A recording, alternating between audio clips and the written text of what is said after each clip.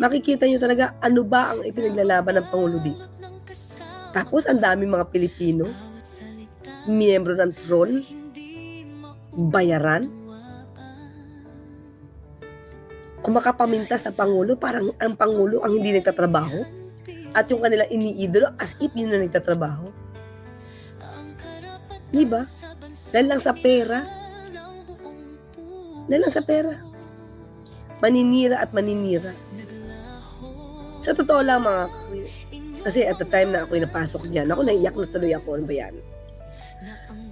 Napasok ako dyan, syempre at the time, hindi ko naman alam kung gaano siya kasipag. Really. Kasi ang dami-dami mga negative na negatibo na sinasabi sa mga vlogs, yung tamad, weak. Pero mga kakit, I'm telling you, sobrang sipag ni Pangulo, especially sa pag-meeting.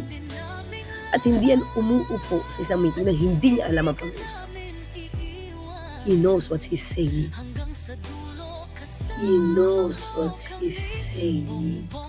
Sir, good afternoon. Kanina po ay natanong tayo sa MPC kung nagkita na daw po tayo. Since nandito po ako sa one of your events, sasamantalahin ko na po.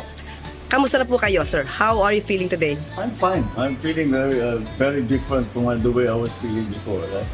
Naayos na yung problem. What happened was I now have diverticulitis. It's a common complaint amongst apparently people who are heavily stressed and people who are, I have to admit, growing old. Overwork kayo, sir eh. Di ba sinabi ng doktor na hinay-hinay muna? No. Well, yeah, of course, lagi naman sinasabi ng doktor sa atin yun. Pero paano mo naman gagawin yun? Ang daming trabaho. So, sir, ano mensahe niyo doon sa mga taong nais na kayo mawala sa pwesto? Okay, huwag kayo muna masyado ma-excited dahil it's not a life-threatening condition. So, sir, wala kaming dapat ipag-alala? Wala. Huwag kayo mag-alala. The rumors of my death are highly exaggerated. Hanggang sa dulo kasama kami. Huwag kayong nalilinlang sa mga nangyayari. Let's stay focused. Pare-pareho tayo. Ako, ganun ang kanilang isip. Pagka maraming maingay na nangyayari, iniisip ko lagi, ano ba talaga trabaho ko?